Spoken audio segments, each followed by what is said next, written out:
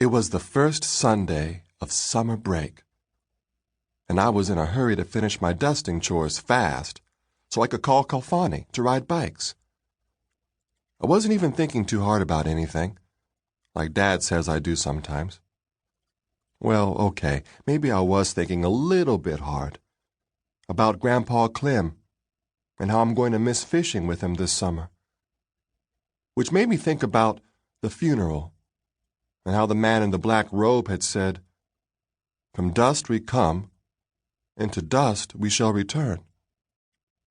And then I started looking more closely at the gray particles I was picking up with my dust rag, and I thought, what is this stuff anyway? And where does it come from? And how come it keeps coming back no matter how many times I wipe it away? That's when the science part of me took over. I stopped thinking about Kalfani and riding my bike and even Grandpa Clem. And I definitely wasn't thinking about finishing any chore. I went straight to my computer and got on the internet, where I typed in the search question, "What is dust?" 67,900,000 results came up. I had no idea there would be so much out there about dust. But that's the thing about asking questions. They often lead to surprises, and they always lead to more questions.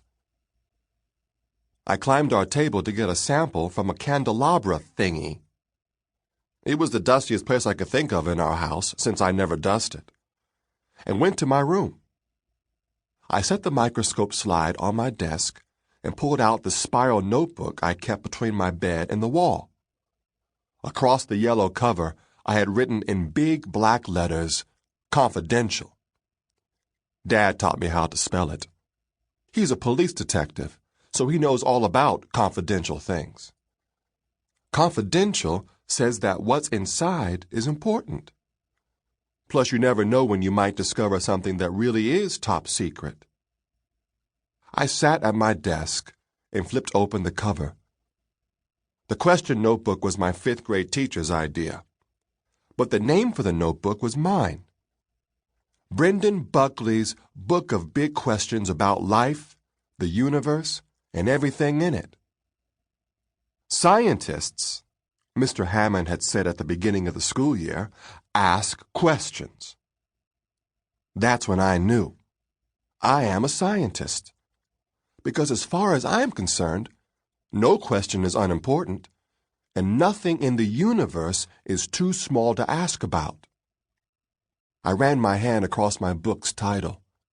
Summer vacation had finally arrived. That meant 79 days to find answers to the questions I'd already recorded. 79 days of scientific experimentation. And 79 days to mess around with Kalfani, swim in his pool, and get to the next level in Taekwondo. Cal and I are only 5 ranks away from our black belts. The thing I wouldn't be doing was fishing every Monday with Grandpa Clem. When Grandpa Clem died in April, it was sort of like having my leg taken away. You always expect it to be there, but then to one day wake up and find it gone? Suddenly everything's different, and there's nothing you can do about it. Now, Gladys is my only grandparent, because my other grandma died right after I was born, and I've never met my other grandpa. Mom doesn't talk to him, or about him either, which makes me wonder what happened. But I guess I can't miss someone I've never even known. The one time I asked where he was, she bit on her lip, and her forehead bunched up like when she cut her thumb and had to get stitches. She just said, "Gone," and that we'd talk about it when I was older. So that's the one thing I know not to ask questions about. I turned to the front section of my notebook, which I titled The Questions. The back section was called What I Found Out. Under Do Centipedes Really Have 100 Legs? What's Inside a Black Hole? And Do Boys Fart More Than Girls? I wrote my latest questions about dust. Mr. Hammond told us that scientists' questions compel them to find answers, and that's how they make their discoveries. I asked Mr. Hammond what being compelled meant, and when he said it meant to have an uncontrollable urge that won't be satisfied until you find what you're looking for, I knew exactly what he was talking about. I get compelled all the time. I ran to the bathroom with an eyedropper from my microscope kit and suctioned some water from the faucet. I went back to my room, squeezed a couple of drops onto the slide, and pressed another slide on top. I stuck the dust under the lens.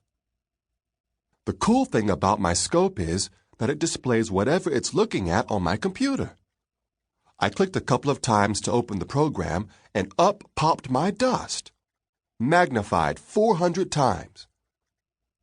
It was basically a bunch of small flakes. But flakes of what? I opened an internet article called Dust Creatures and started reading. The article said, when you examine household dust under a microscope, you can usually spot ant heads or other insect body parts.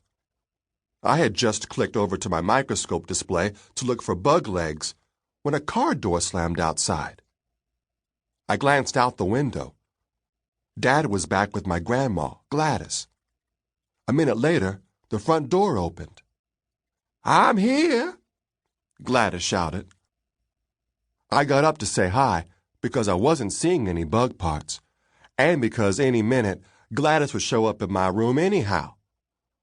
Gladys doesn't pay attention to my experiment in progress sign.